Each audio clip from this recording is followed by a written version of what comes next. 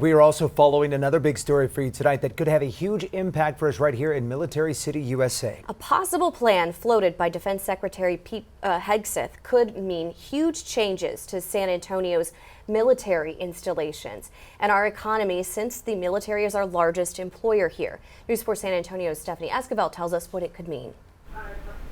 Right now, Army North and Army South are two commands that are both based out of Fort Sam Houston right here in San Antonio. Army restructuring could combine both into a new Western Hemisphere Command, which could bring drastic personnel and funding changes to Fort Sam Houston. First of all, Army North takes care of homeland issues in the United States, protecting the United States. Army South goes into Latin America and the Caribbean, counter drugs and other work. Congressman Henry Guayad represents part of San Antonio and says Army North and Army South are both based out of Fort Sam Houston, but have drastically different purposes.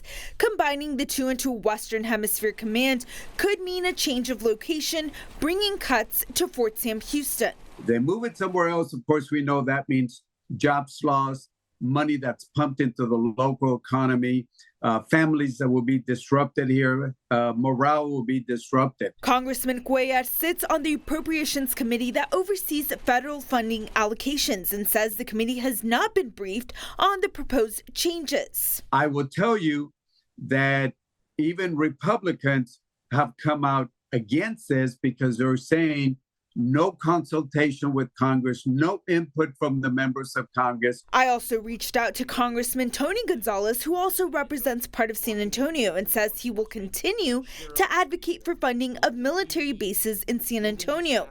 Generations of service members have earned their stripes supporting America's fighting forces here in Military City, USA.